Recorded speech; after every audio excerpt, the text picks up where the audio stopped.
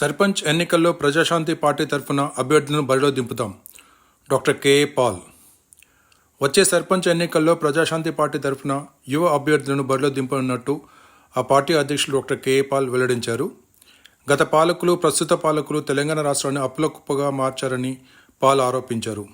నేను నల్గొండ పట్టణంలోని ప్రెస్ క్లబ్లో ఏర్పాటు చేసిన విలేకరుల సమావేశంలో పాల్గొని మాట్లాడుతూ, మంత్రి కోమటిరెడ్డి వెంకటరెడ్డి సీఎం కాగల వ్యక్తి అని, కానీ కాంగ్రెస్ పార్టీలో కోమటిరెడ్డి బ్రదర్స్కు అన్యాయం జరుగుతోందని, వారు తన వెంట వస్తే వారికి మంచి భవిష్యత్తు ఉంటుందని అన్నారు. రాష్ట్రంలో Revanth Reddy brothers RR tax వసూలు చేస్తున్నారని ఫిర్యాదులు వస్తున్నాయని తెలిపారు. రోడ్లు, భవనాల శాఖ మంత్రి సొంత జిల్లాలో రోడ్లు అధ్వానంగా ఉన్నాయని, దేవరకొండ నుంచి నల్గొండ రోడ్డు మార్గం ప్రయాణం చేస్తే చాలు వీరి పాలన ఎలా ఉందో ప్రజలకు తెలిసిపోతుందని అన్నారు. గత ప్రభుత్వాలు శంకుస్థాపన చేసిన వాటిని ప్రారంభం చేసి మేమే చేశామని కాంగ్రెస్ ప్రభుత్వం గొప్పాలు కొడుతుందని ఆరోపించారు. కాగా నల్గొండను దత్తత తీసుకుంటా అన్న కేసీఆర్ కనుమరుగైపోయాడని అన్నారు. ఆర్ కృష్ణ లాంటి నేత బీజేపీకి సపోర్ట్ చేయడం బాధాకరమని, స్థానిక సంస్థల ఎన్నికల్లో బీసీ, ఎస్సీ, ఎస్టీ, మైనార్టీలు తన పార్టీకి మద్దతు ఇవ్వాలని కేఏ పాల్ పిలుపునిచ్చారు. ఉమ్మడి రాష్ట్రం నుండి 5% ఉన్న రెడ్డిలు 12 సార్లు ముఖ్యమంత్రి పదవులు అనుభవించారని, 60% ఉన్న బీసీలు ఆంధ్ర, తెలంగాణలో ఒక్క బీసీ ముఖ్యమంత్రి కాలేదని అన్నారు. కాంగ్రెస్, బీఆర్ఎస్ రెండు ఒకటినని, బీసీలపై ప్రేమ ఉంటే బీసీ ముఖ్యమంత్రిని ప్రకటించాలని డిమాండ్ చేశారు. ప్రెస్ మీట్ అనంతరం ప్రెస్ క్లబ్కి మొదటిసారి విచ్చేసిన డాక్టర్ కెఏ పాల్కు నల్గొండ ప్రెస్ క్లబ్ తరఫున జ్ఞాపిక అందజేశారు. నల్గొండ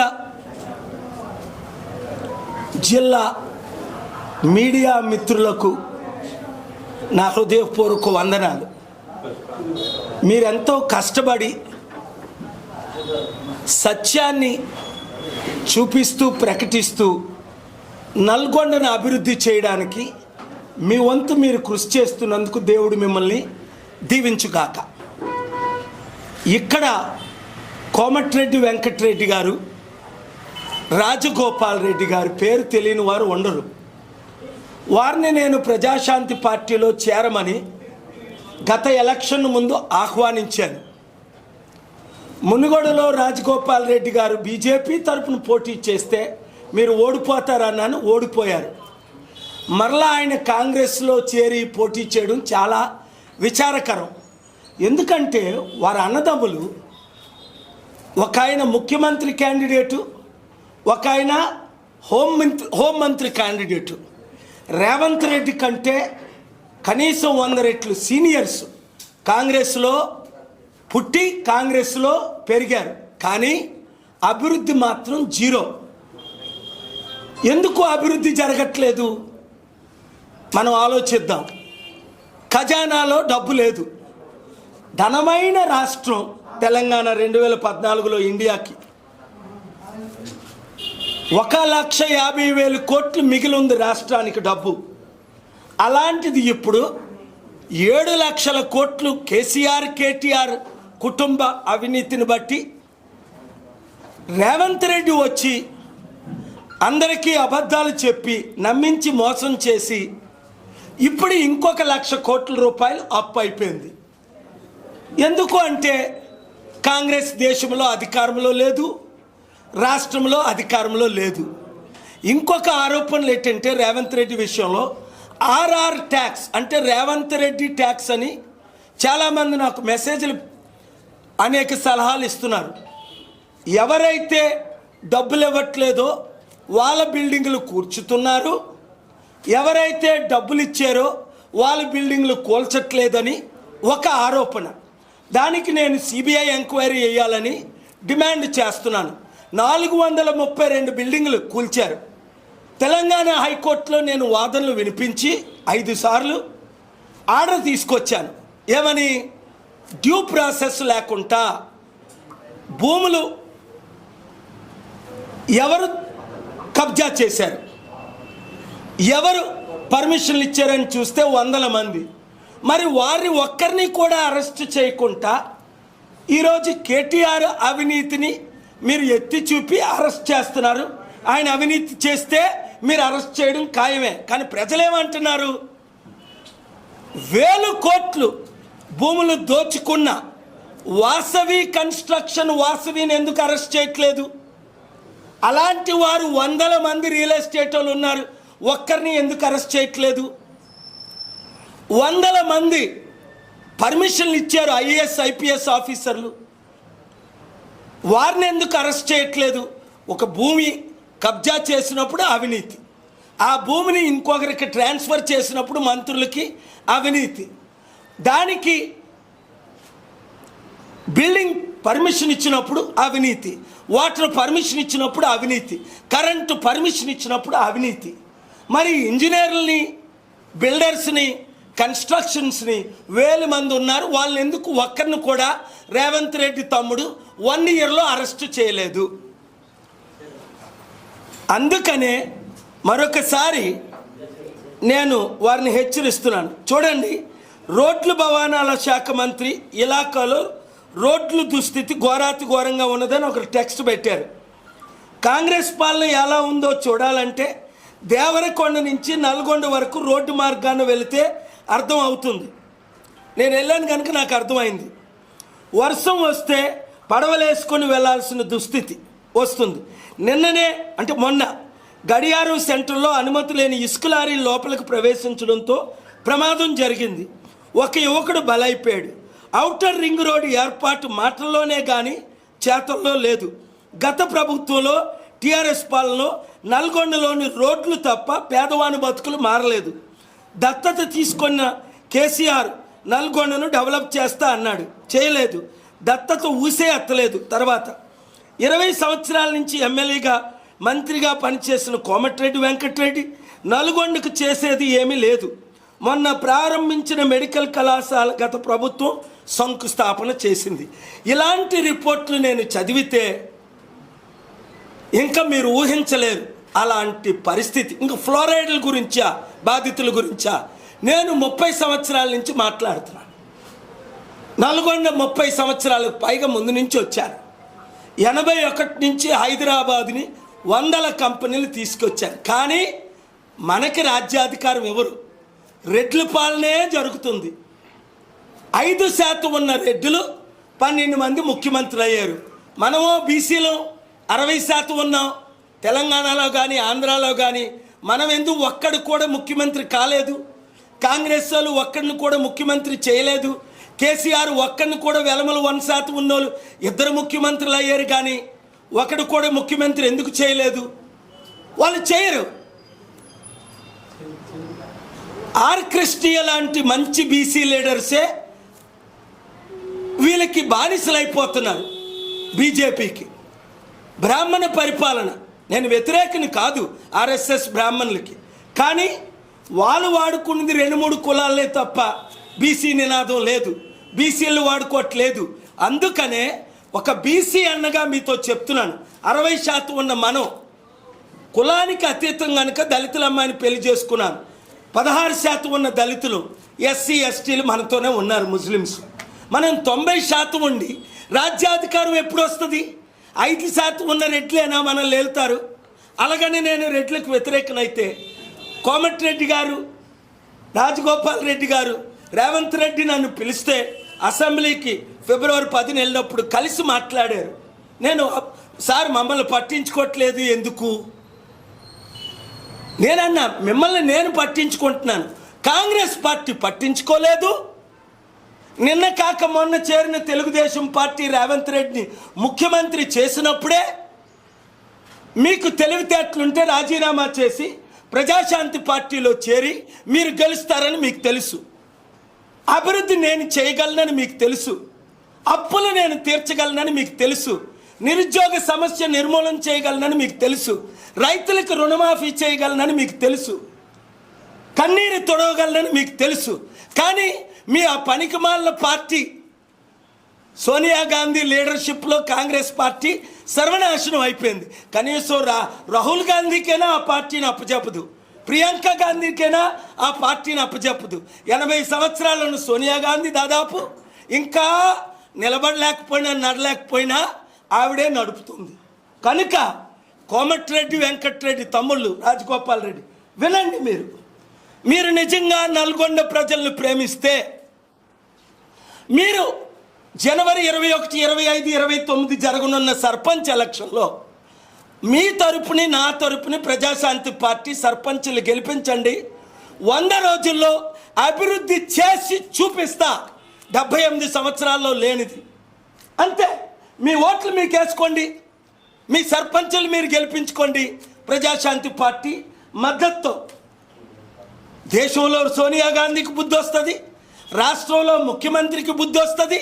మీ సత్తా మీ నల్గొండ ప్రజలకు చూపించండి. మన బీసీ ఎస్సీ ఎస్టీలు గెలిపించండి. మీరు నిజంగా ఇద్దరు అన్నదమ్ములు కులాలకు అతీతం అయితే బీసీలను నిలబెట్టండి, మేము 60% ఉన్నాం. దళితులను నిలబెట్టండి, మేము 16% ఉన్నాం.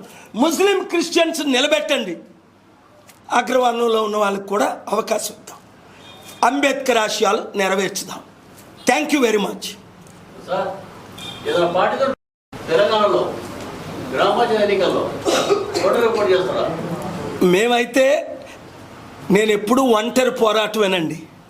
బీజేపీ వాళ్ళు అడిగారు, మీకు తెలుసు, అనేక సార్లు ఆఫీస్కి వచ్చారు. కాంగ్రెస్ వాళ్ళు అడిగారు, ఇప్పటికీ వస్తున్నారు. ఆ రెండు పార్టీలు ఈ రాష్ట్రాన్ని, ఇక్కడ తెలంగాణలో కేసీఆర్ పాలన మనం చూసాం, సర్వనాశనం అయిపోయింది. 8 లక్షల కోట్లు అప్పండి కుటుంబానికి. దేశంలో చేసిన అప్పు కాంగ్రెస్, బీజేపీ, కేసీఆర్, రేవంత్ రెడ్డి 5 కోట్ల అప్పు కుటుంబానికి. నిరుద్యోగ సమస్య ఒక్కటైనా తీరిందా? రైతుల సమస్య ఒక్కటైనా తీరిందా? రుణమాఫీ చేసాం, 22 లక్షల మంది రైతులకు అంటున్నారు. 1 కోటి రైతు కుటుంబాలు ఉన్నాయి.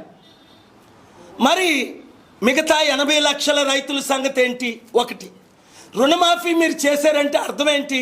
మరలా ఎక్కువ రుణం తీసుకొచ్చి 1,00,000 కోట్లు అప్పు చేసి 22,000 కోట్లు మీరు రుణమాఫీ తీర్చారు. ఇంకా 78,000 కోట్లు అప్పు ఎక్స్ట్రా అయింది కదా. ఆ అప్పుకు వడ్డీ కూడా ఇంకొక రేవంత్ రెడ్డి కానీ మరలా సర్పంచ్ ఎలక్షన్లో గెలిస్తే ఈ కళ్ళు నెత్తి మీదకి వచ్చి మరలా మేమే గొప్ప, మా రెడ్లే గొప్ప, బీసీలు 0, బీసీలు మాకు వద్దు అనే కదా కాంగ్రెస్ పార్టీ 78 సంవత్సరాలు ఒక్క బీసీని ముఖ్యమంత్రి చేయలేదు ఆంధ్ర తెలంగాణలో. సో బుద్ధున్న బీసీలందరూ, తెలివైన బీసీలందరూ, పెద్దన్న వచ్చాడు ప్రపంచాన్ని. మన November 23 అమెరికన్ సమిట్ చూశారు మీరు. 198 మంది world leaders.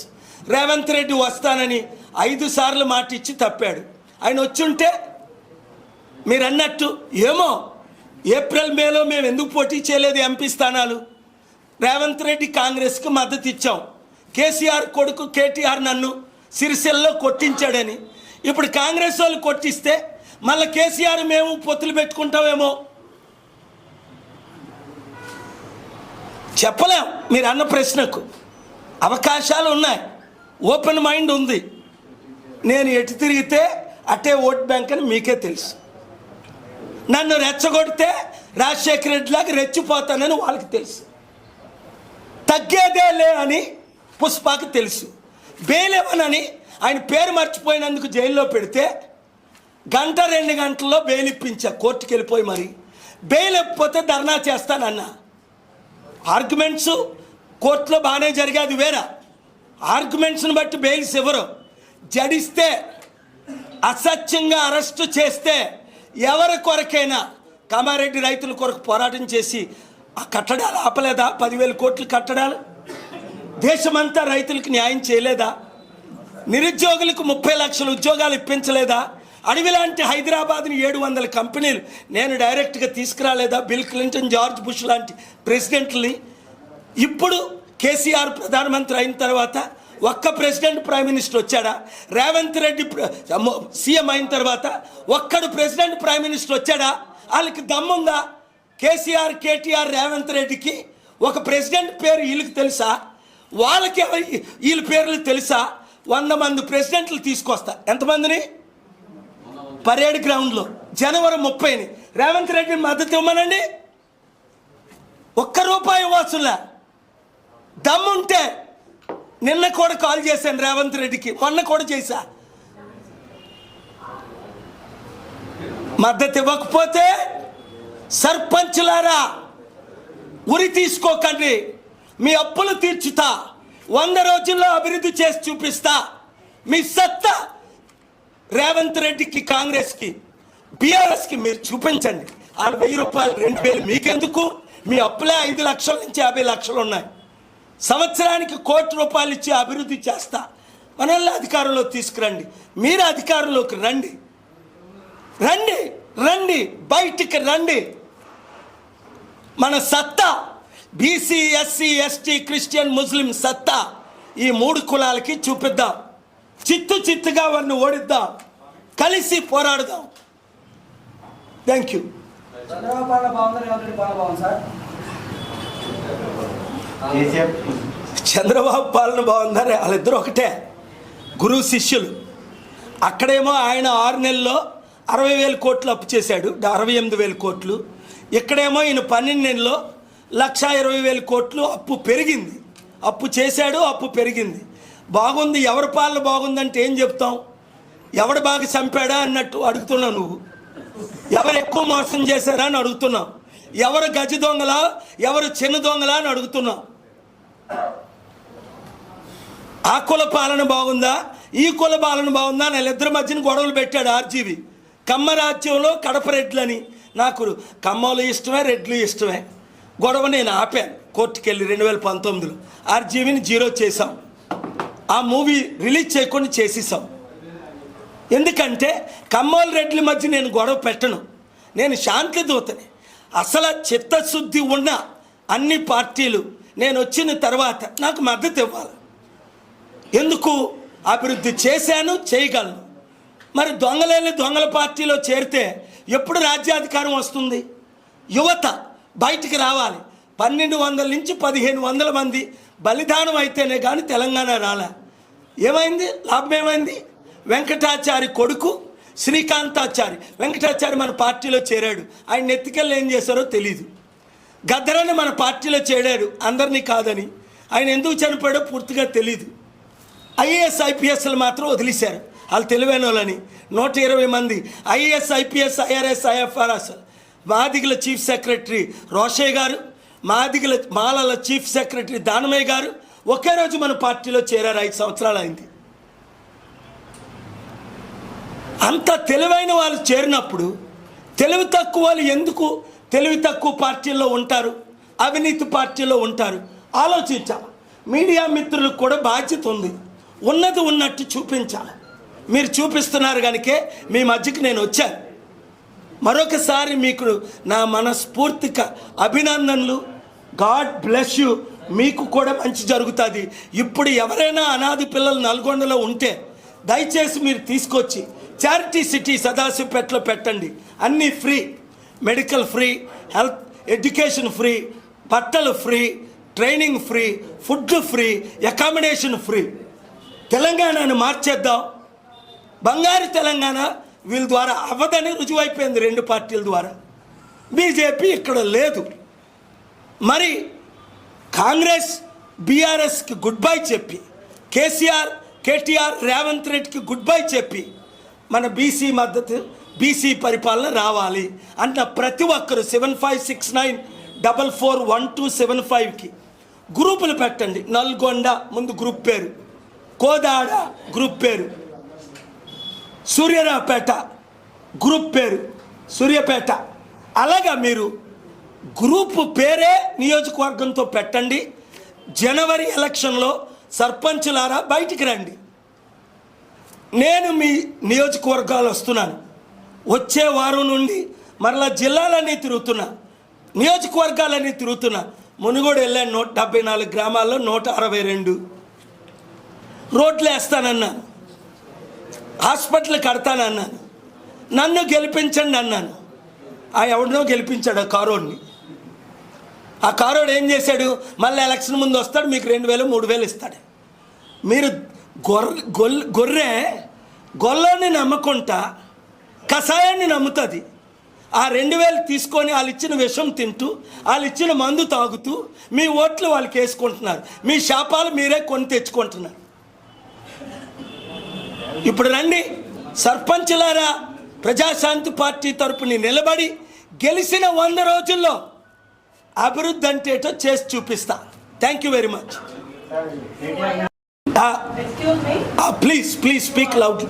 You asked me Komatreddy Rajagopal Reddy and Rajagopal Reddy, Komatreddy Venkatreddy, you why ask inviting Prajashanti Party? అమ్మా వాళ్ళకి రాజకీయ అనుభవం ఉంది, వాళ్ళ దగ్గర 1000 కోట్ల డబ్బు ఉందని విన్నాను. ఈ కాంగ్రెస్ పార్టీ అవినీతి పార్టీలో, కుటుంబ కుల పార్టీలో ఉండే కంటే ప్రజాశాంతి పార్టీలో చేరితే వాళ్ళ ఆశయాలేంటి, అభివృద్ధి చేయాలని. రేవంత్ రెడ్డి వాళ్ళని అభివృద్ధి చేయనిస్తాడా? నిధులు రిలీజ్ చేస్తాడా? అసలు నిధులే లేవు. అప్పులు చేసి ఎంతకాలం మీ పేరు, చెడ్డ పేరు ఇంకా పెంచుకుంటారు, ఇంకా చెడవుతారు ప్రజలతో. ప్రజలు రెచ్చిపోతే ఏం చేస్తారు? మహేంద్ర రాజపక్ష లాంటి శ్రీలంకన్ ప్రెసిడెంట్నే తరిమి కొట్టారు. వద్దు, మీరు ప్రజాశాంతి పార్టీలో చేరితే అద్భుతంగా గెలిపించే బాధ్యత ప్రజలది, నాది, మీది. అభివృద్ధి చేసే బాధ్యత నాది.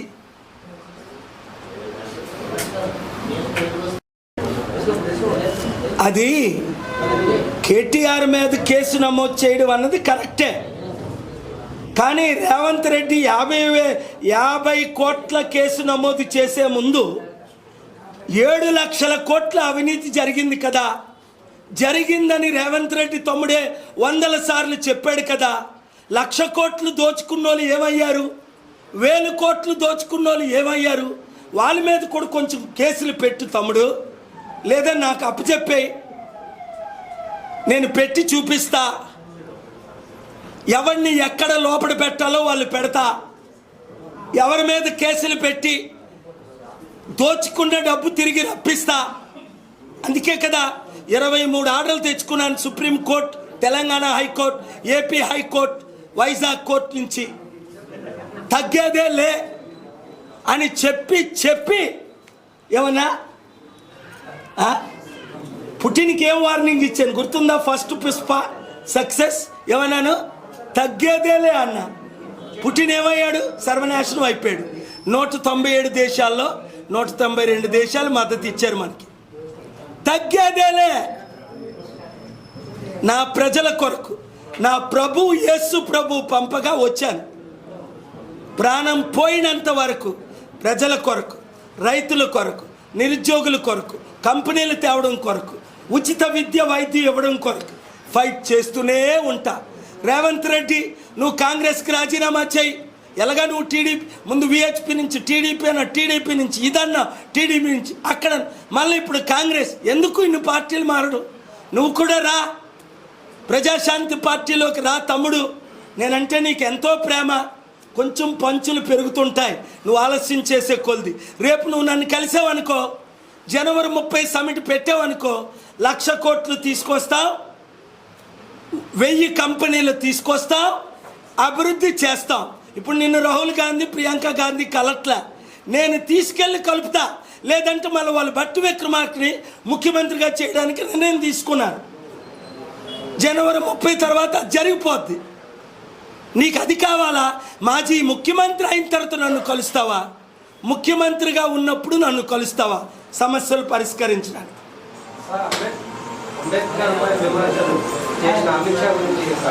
I condemn anyone who is criticizing Dr. B.R. Ambedkar. There is no greater person in this country than the most respected, the greatest scholar human of India has ever seen, that is Dr. B.R. Ambedkar. No one is worthy to take off his shoes. Such a great Ambedkar should be respected by every citizen of India, irrespective of caste, creed, religion and political party. Dr. B.R. అంబేద్కర్ని విమర్శించిన వాళ్ళు అర్హులే car. ఆయన boot తొడడానికి కూడా ఎవరు విమర్శించారో లేదో నాకు పూర్తిగా తెలియదు, నేను చదవలేదు, చాలా బిజీగా ఉన్నా. ఎవరు విమర్శిస్తే వాళ్ళని నేను విమర్శిస్తా. తగిన శిక్ష వారి గురించి పడాలి, వాళ్ళ మీద పడాలి. Thank you very much.